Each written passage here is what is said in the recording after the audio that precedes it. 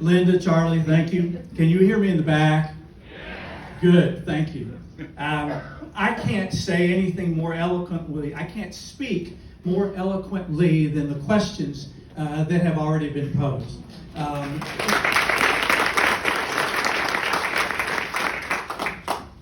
To see someone who isn't accustomed to taking a microphone and speaking in front of hundreds of people and shaking. I could tell from behind them that they were shaking and they were terrified. But I can tell that they're more terrified for their country. And they're more terrified for the people among us who can't take care of themselves and the ones that are being hurt by the agendas of these two gentlemen who aren't here today. So I applaud you for standing and asking this question.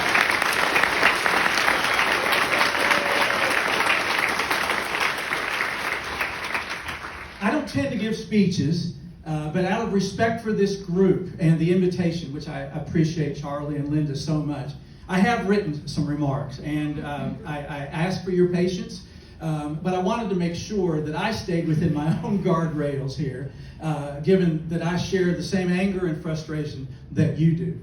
I'm going to start with a couple of questions myself. The first is, when did we stop dreaming? More specifically, when did our political leaders stop asking us to dream, demanding that we dream, challenging to make us better, to build a better country? When did we stop talking about the bigger picture? When did we hand the pen and the paper to the worst people among us and ask them to write the American story, our American story? When did we give up? Here we are now as a country, not at our best, but at our worst. Our shameful, hate-filled, desperate worst. Because no one has really demanded or even asked us to be better, to dream for a long time. Another question. Why are there swing voters?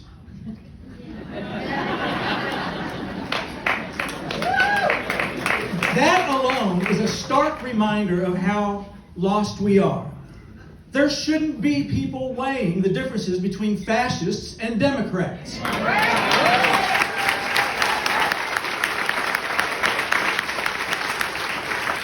That there would be swing voters in the 2024 election is a national failure. But listen, that was decades in the making. A failure to lead, a failure to teach, a failure to understand what it means to have a country, a failure to understand what a vote means. And this is because from the candidates and our national party, there's been a failure of courage, a failure to inspire. We became accustomed to just accepting, okay, that's good enough. We become accustomed to accepting, okay, that's good enough for us. To hell with anyone else. Of course, voting is an act of self-preservation and an act of self-expression. But when it's only that, when you vote for a candidate who says he'll do something for you, even while he's saying he'll inflict suffering on others, then your vote is just an act of selfishness.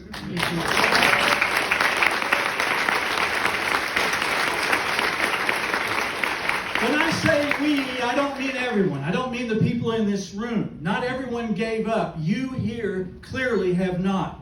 And it's not my intention to criticize the hard work local Dems, and many of you are doing, and have for years been doing. Finally, I respect deeply the work of people like Morgan McGarvey and our local legislative representatives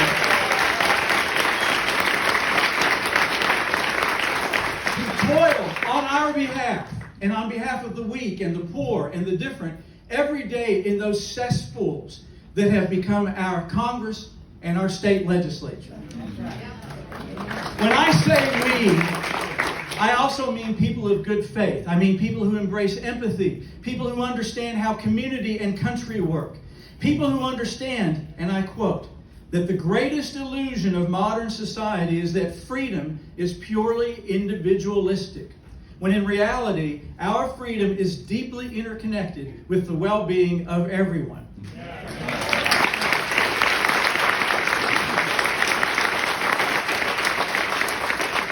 who we are. And let's be clear about who they are, too. Republican elected officials, from top to bottom, are the enemy of peace. They are the enemy of the poor and the enemy of the different. They are the enemy of anyone who isn't white or wealthy. They are the enemy of science. They're the enemy of progress. They're the enemy of quite literally everything that makes this nation worth living in and for. They are the enemy.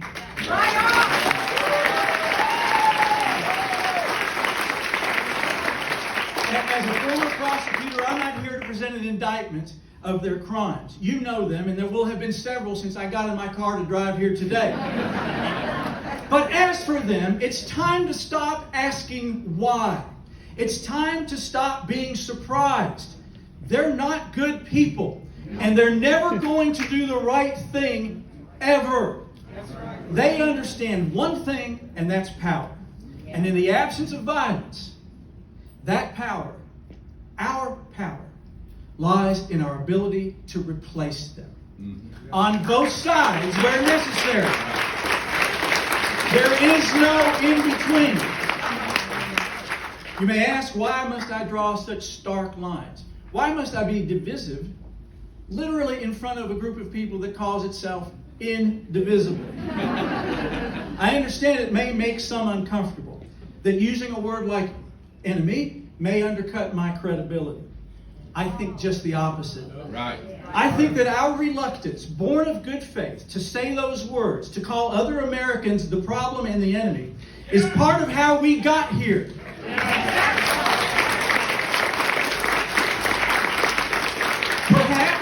Perhaps at first, we tried to see the best in them, or that the weight of centuries of the push and pull of our two-party system would even things out, and we'd be back to arguing about trickle-down economics in no time. But they had other ideas, and in a few short weeks, they've broken every express and implied promise that Americans have at least pretended to make to one another from the beginning. Every day, things we had previously considered unthinkable are piled upon each other at such a fast pace that the compromised or complicit media can't keep up. They're not winning. They've won. Yeah. The America that you thought existed exists no more. It's Pearl Harbor, except this wasn't a surprise. And with far more casualties. The question now isn't which runway or barracks that's in flames we can salvage. The question is whether we have the willingness, the courage, and the leadership to regroup and fight back. This time, unlike 1941, not just for our allies' freedom and democracies, but for our own.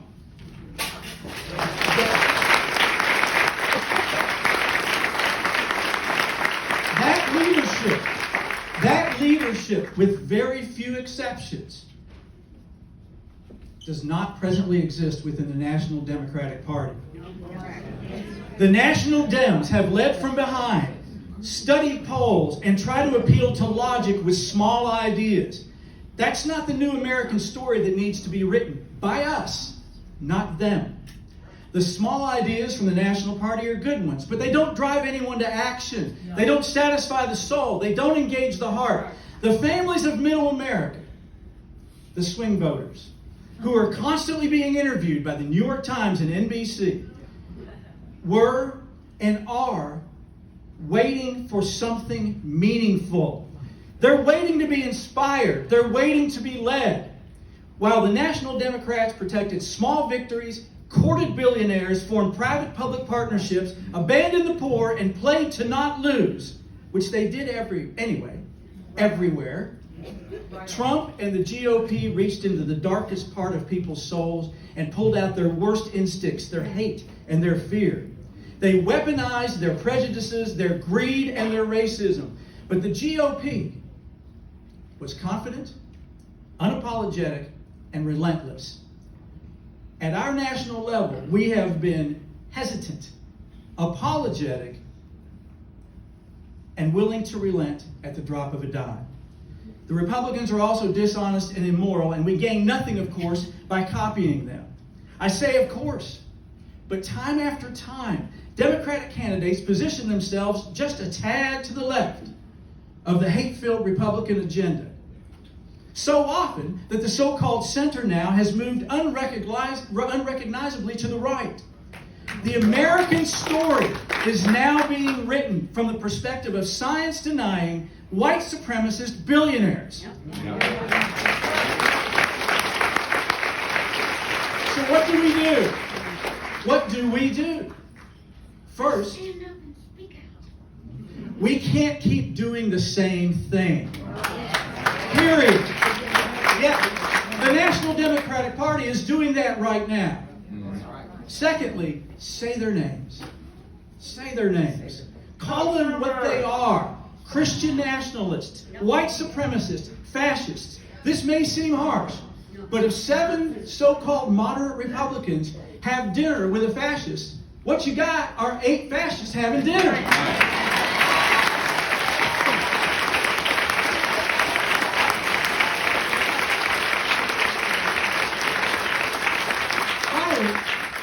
Say your names, like those of you who stood up today, and those of you who are here with your posters and your lives put on hold on this Sunday, and perhaps for the longest time now, to say the things that matter to you.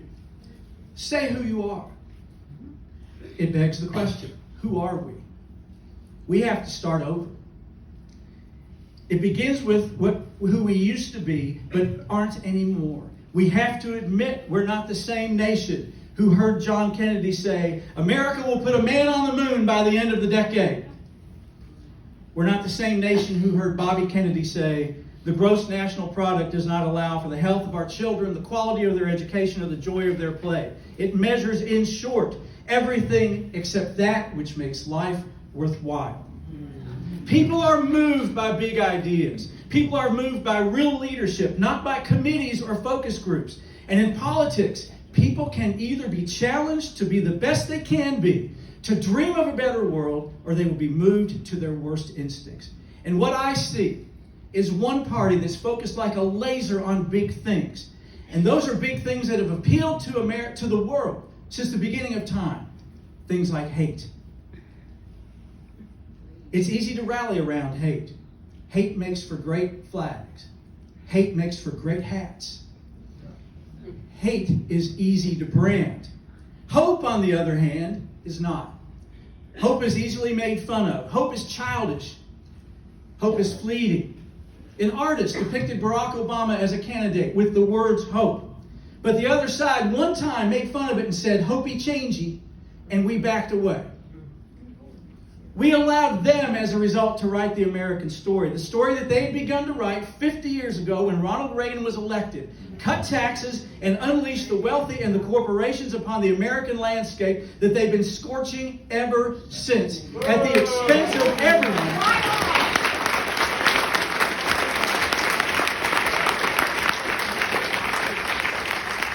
Republican big ideas are the story of the last century. Republican big ideas like, read my lips, no new taxes. What that means, despite what they say it means, is that you're on your own. We'll take care of ourselves. You can go to hell with your underfunded schools, your broken healthcare systems, and your crumbling infrastructures. Here's another one. It's a corollary of that. There's not enough money. There's always been enough money. Another, the government is the enemy. And finally, that you should be afraid. You should be afraid of crime. You should be afraid of Hondurans. You should be afraid of your trans neighbors. You should be afraid of university professors. You should be afraid of university professors. And you should be afraid of diversity. The National Democratic response, taxes? All right.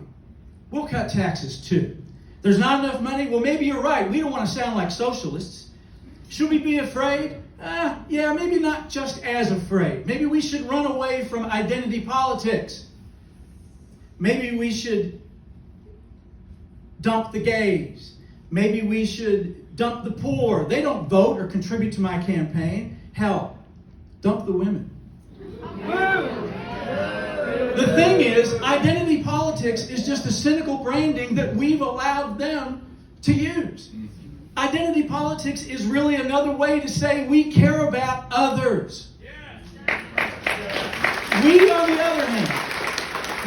other hand, have ignored the voters' hearts and souls and have asked for their patience while we calmly explain the advantages of watered-down health care or student loan repayment plans. Those are good things. But that's not leadership. Those things aren't the basis of a movement. That doesn't stir the soul, and it doesn't demand anything of anyone. That doesn't ask Americans to be better.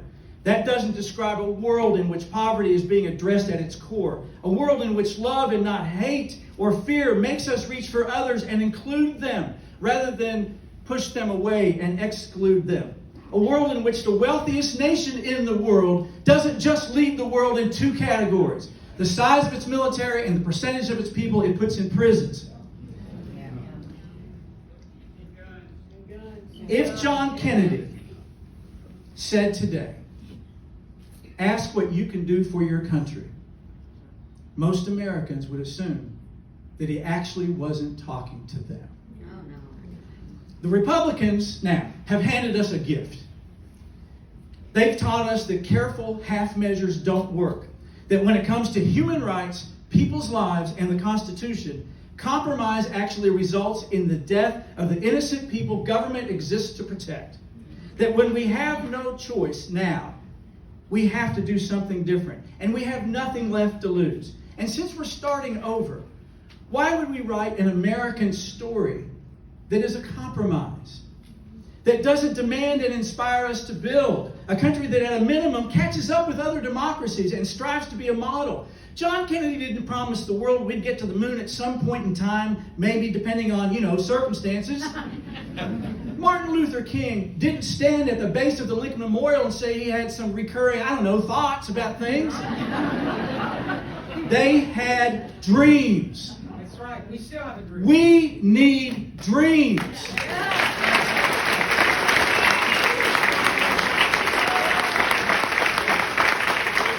So what is the American story that we, not them, should be writing? Now that we have the opportunity to start from scratch and create that society. What kind of society do we want to build? Because the one we have now wasn't working a long time before MAGA contorted it into its own monstrous likeness. What are the big ideas we should embrace, not run from? What does real leadership at every level sound like when you want to inspire and lead Americans, not cater to their worst instincts? And what if we fail? What if I'm wrong? What if Americans only want lower taxes and to be left alone? At least we tried. If we don't try, we've already lost. Leadership doesn't sound like a compromised, piecemeal healthcare marketplace loyal to shareholders. Leadership sounds like universal health care.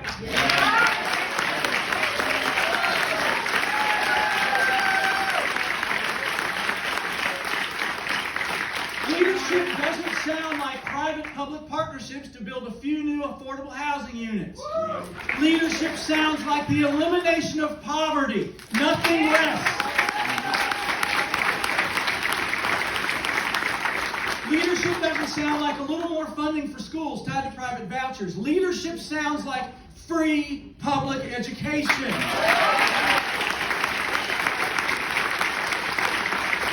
Leadership doesn't sound like more tax breaks. Leadership sounds like higher taxes for the people who can afford to pay them.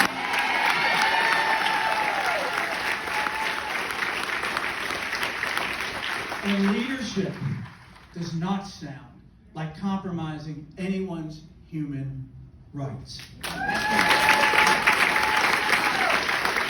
any reason, under any circumstance, in the face of any threat, never, ever come for our LGBTQ neighbors.